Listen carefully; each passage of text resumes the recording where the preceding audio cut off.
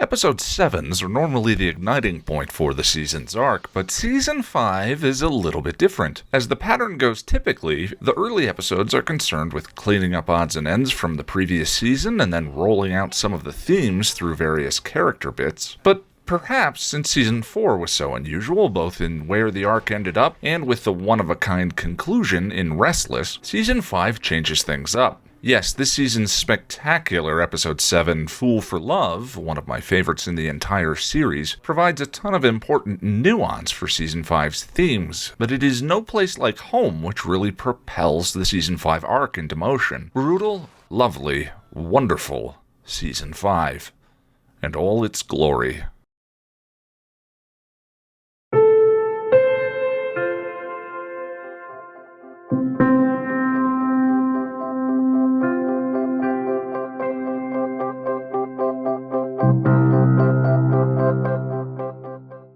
The episode opens with a flashback to 2 months earlier, and a trio of monks running from a force unseen and speaking to each other in Czech about protecting a key. In the present, Buffy stakes an enormous vampire, more evidence as with the rest of the season so far that she has this slaying thing down to a science. A security guard stops and hands her a shiny-looking bauble that was on the ground. The next morning, Dawn and Buffy are still squabbling a bit, and we come to discover that Joyce's symptoms have come back again. Once again, I am astonished at how grounded and realistic the Summers family chemistry feels. Dawn and Buffy seem like they've been squabbling over each other's stuff for years, not 4 episodes, and Buffy is jealous over the connection Joyce and Dawn have been developing since she's gone off to college. You guys have a book club? It's opening day at the Magic Box, and Buffy never lets Giles have any fun. It's alive!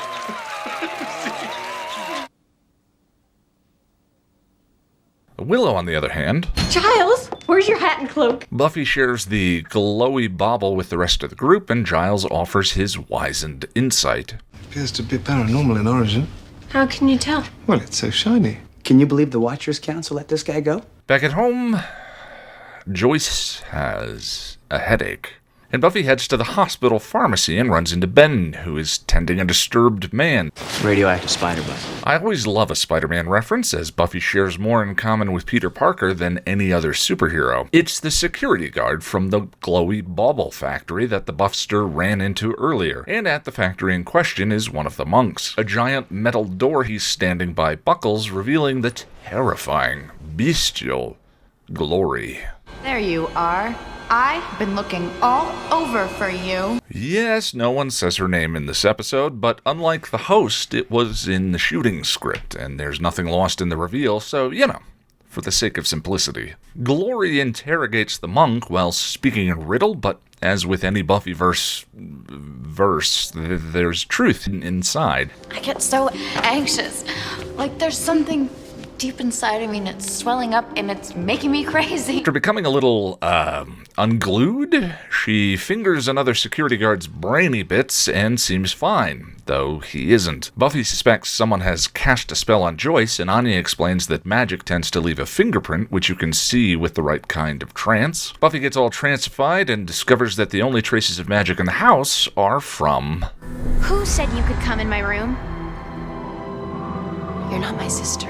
What a cool reveal this was the first time through. I always thought it was so neat just letting Dawn hang as though she'd always been there for 3 episodes, leaving us all scratching our heads. It felt like a really special piece of fantasy. We got to find out when Buffy did. In fact, when I watched the first time, Dawn had been around long enough that I had just kind of acclimated to her. Who is... what?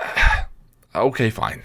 Such that when the trance-tacular Buffy found no magic fingerprint on Joyce, but looked past her to see a flicker-pated Dawn in the picture, I almost jumped right out of my seat. Giles has a finger on what the glowy bauble is for. Created to repel that which cannot be named. Well done.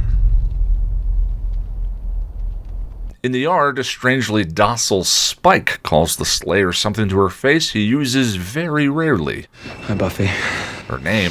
There was that one time when he was engaged to her thanks to Willow's spell, and out of my mind when he was about to have his super sexy dream about her. Buffy! But here she notices. No one has time for this, William. Buffy returns to the factory, gets her butt handed to her by Glory, and saves the monk, who reveals to her what Dawn is. She's not my sister. She doesn't know that. Somehow this performance does, for me, a wonderful job of fostering empathy and compassion for Dawn while also providing a major piece of exposition. Buffy returns home in a more compassionate mood. I'm sorry, okay? Broken record much? You can't even take an apology. You always do that ever since... Also, such a cool moment that Sarah plays beautifully. This is a magical piece of fantasy, but Sarah and Michelle's performances make it feel so grounded and human. Buffy, what's wrong with Mom? I don't know. Ugh. It has taken me a little time to understand why, but I've found this early Buffy season a little challenging to review. As I mentioned in Out of My Mind, the show has become so successful at turning itself into an arc series, and until we get to Fool for Love, this stretch of episodes almost feels to me more like one single cohesive unit. It all has a very gentle feel, maybe even a little, and I don't mean this word as a pejorative, soapy at times. Do you know what a Slayer is? Do you? The familiar and easy breath of everyday life in Sunnydale. Take, for example, The Replacement, where the demon Toth appears unheralded, splits Xander in two, and disappears for most of the episode, until he can be easily dispatched close to the end. The rest of the episode is a character study. Love, relationships, entrenched fears and insecurities. I think it's all been brilliant. I've even found love for boy band Drac and the Pink Pants. And I actually kind of love Days of Our Sunnydale Lives. Plus, the season has already given us a few all-time classic fan-favorite lines. Out for a walk, bitch. It's all very pleasant. I think it's just taken me a little bit of time to accept that a change in the show's style inevitably means some alteration to my own during these kinds of stretches. All of that said, No Place Like Home gives us some terrific moments in this season's developing arc. We only get a tiny continuation from the previous episode's cliffhanger, but Marsters makes every second of it count, as Spike is obviously grappling with the implications of his dream about Buffy. And I never really liked you anyway, and you have stupid hair. When you consider Spike over the course of the show, James Marsters' emotional range with the character has been terrific and has only gotten better. Hang About Riley's continued pointlessness gets called out by Dawn in this one. She just said you look even cuter when you're all weak and kitteny, and she'd better go solo or you'd get hurt. Buffy attempts to compensate by bringing him along for a spell in which he's totally unnecessary. You need me to light incense and pour sand? Magic incense. And spooky sand. Since I've harped mostly on Riley's end of things for the past couple of episodes, let's shift focus for a minute. An incredible number of changes occurred since they started this relationship. A relationship that Buffy wasn't really interested in because she didn't want another super honey, but a Joe regular. And now that Riley is a Joe regular, it has started to appear that she's mostly interested in keeping him at bay. They're not really talking about anything. Since Riley quit his job, the extent of their intimacy appears to be purely physical. Yes, Riley has no life, which is probably currently making Buffy the central focus of his, but other than their conversation in the cave when actual life and death was on the line, it almost seems like Buffy has been treating their physical intimacy as the only maintenance necessary for their connection. She kept her restlessness to herself in Buffy vs. Dracula. Later, after Riley appeared a little bit insecure at Buffy's starstruckness, she hinted at bedroom antics. Nothing you are about to say will lead to rest. She forgot about their plans in Real Me. In The Replacement, when Riley was feeling antsy about Buffy confronting Toth, rather than addressing any of his concerns, Out of My Mind has their cave conversation, yes, but after Riley opens up about insecurity over their physical power imbalance, You're getting stronger every day, more powerful. I can't touch you. Buffy recontextualized his confession to being about the physical. And see? I'm still touchable. And in this episode, after Dawn openly emasculates him in front of everyone using Buffy's words, which made it very clear that the two of them never talked about how things may be different after his power reduction surgery, followed by Buffy trying to bring him in on a spell he couldn't have been less necessary for. Rather than the two of them clearing the air, Buffy once again seems to resort to the physical to make sure that the relationship is all right. Girl needs more luck than that. Just to be clear, I'm not shaming. A healthy sex life is a tremendous thing, and dear God, has Buffy been due for one. After the metaphor for Season 2, at least on the surface level, got the show off in maybe a sex-negative light, any instances of sex positivity on the show are a welcome thing. Willow and Oz were probably our trailblazers. What are you doing? Hannigan. Giles and Joyce seem to have a nice happy role on the cop car. Twice? Giles and Olivia? I'm not supposed to have a private life? No. Because you're very, very old and it's gross. And Xander and Anya seem on a healthy track now that they've settled into the relationship side of things. He's a Viking in the sack. Terrific. Riley and Buffy late Season 4 probably hit the list. My only point is that it's interesting how Buffy seems to be resorting to the physical right now when there are things for them both to be talking about. The fact that neither of them are is certainly their shared responsibility. Speaking of Xander and Anya, somewhat under the radar this season, Anya has been developing a nice arc. After our former demon of directness went to the prom with Xander at the end of Season 3, Season 4 was mostly about the two of them grappling with whether they would or would not. I'm over you now. Okay. Okay? But now that she's officially a staple of the show, Emma Caulfield actually became a part of the opening credits this season, the writers have been using Season 5 to explore her character outside of just being Xander's girlfriend. Hilariously, one of the seminal Anya moments came during the Game of Life in Real Me, where she may have internalized some of the game's win mechanics. That means you're winning. Really? Yes, cash equals good. If Anya has 3 significant characteristics, that might be a brutally whip-sharp memory. So then this one time, a girl wished that her ex would cannibalize himself. Even I had a hard time watching that one, let me tell you. Lack of tact and complete inability to read social cues, Please go. as well as being prone to some obsessive fixations, like Xander and money. Your cash register looks like squirrel's nest in it. Within the lore of the show, it's easy to understand the shaping forces behind her personality. Anya is somewhere in the neighborhood of 1100 years old, and only a microscopic amount of that time was spent as human. It follows that she wouldn't be as up on general social prerequisites due to lack of demon necessity. When I lost my powers, I got stuck in this persona, and now I have all these feelings.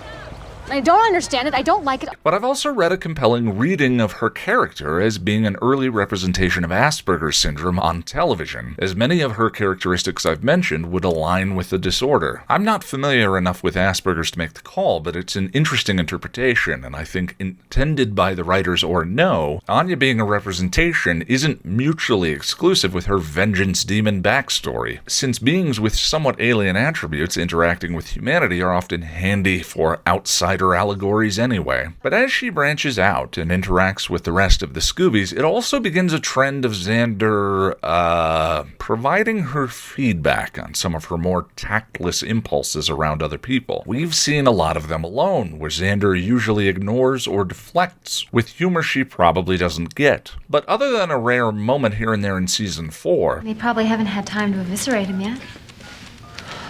You can help by making this a quiet time. this season is where we really start to see Xander offering advice. Anya, the Shopkeepers Union of America called. They want me to tell you that Please Go just got replaced with Have a Nice Day. And in a way that's very in character for him. Now, first of all, Xander does speak this way to everyone, including Willow and Buffy. Oh, it must be that whole Angel killed his girlfriend and tortured him thing. Yeah, Giles is pretty petty when it comes to stuff like that. Drunk. Will, not loving the drowning of the sorrows. Humor is his crutch for intimate communication. His only long-term romantic relationship previous to this was founded on barbs and mutual revulsion. When things got personal, he didn't seem to know what to do with himself. There's pictures of me in your locker. I never knew I was locker door material. And as a new human with poor understanding of cultural norms, Anya could probably benefit from some guidance. But I have their money. Who cares what kind of day they have? That's all I'm going to say about this right now. Anya and Xander's dynamic is something worth noticing. Buffy's frustration I highlighted in Real Me continues here. She's so annoying. Especially now that Mom's sick. She's all over her while I have to be the grown-up. And this particular episode gets a lot of Dawn dislike. The character was originally envisioned as a 12-year-old, but the creators, and specifically Sarah Michelle Gellar, who she had worked with on All My Children, just liked Michelle Trachtenberg, who was 14 at the time these episodes were filmed. And that probably explains a few details here and there where Dawn feels way younger than she actually is. The chocolate face, though, didn't even feel 12. Really? More like 7. As much as I personally think her episodes of acting out feel perfectly realistic, along with the wonderful chemistry in the summer's home, my friend Autumn made a wonderful observation that put things like Chocolate Dawn to rest for me. Simply put, Dawn is not a teenage girl. Dawn is what a bunch of likely celibate monks think a teenage girl is supposed to be. These guys, right here. Do they look like they have a ton of experience around your average California teenager? That particular headcanon has worked wonders for me with things like Chocolate Dawn. Thank you, Autumn. Last but not least, of course, is the splendiferous introduction of Glory. The monks refer to her throughout as the Beast. The Beast will walk upon the earth, and darkness will follow. The several races of man will be as one in their terror and destruction. Oh, that's kind of sweet. Though, in fairness, there seems to be a lot of the beasts when it comes to demon prophecy, so who knows. Glory is fabulous, uber powerful, and connects a few dots for us in her limited screen time here. She started acting a little unhinged until finger-tickling a man's brainium. He gets a little drooly, and we can infer that Glory is probably responsible for that guy from Real Me as well. I know you. Curtain Way. So someone's gonna sit down on their tub and... So there is a sanity theme developing, which started in Out of My Mind, through both the title and with Riley and Spike acting a little crazy. Thematically, there are now lots of questions to be answered. Who is Dawn in all this? Not just the younger sister that Buffy is jealous of, but as Willow says, Dawn's not just the youngest. She's the baby. what is Glory's relationship to Buffy and all her powerful feminine majesty? When Buffy happens upon Glory's handiwork, she is very deliberately framed as standing in the exact same spot as Glory was. So yeah, this episode gives us a lot of great stuff to dig into. Maybe the only bit of this one I don't care for is the red herring niblet when Buffy is meeting the monk for the first time. Want tea, Mom? I made it for you. Having Dawn act all weird after she and Buffy have their fight. Yes, Buffy thinks that Dawn is the source of evil in the house, but she isn't. And Buffy isn't in these scenes. Where's Buffy? You don't have to worry about her. So having Dawn act like a weird Manchurian robo-Dawn just to maintain tension that something might happen to Joyce is a trick being played on only us, the audience, and no one else. Like the Hypno coin from The Replacement, I hate that kind of thing. It's a tactic that shatters the organic escapism of a story by reminding us of the fact that we are consuming one. Still, this is a great episode.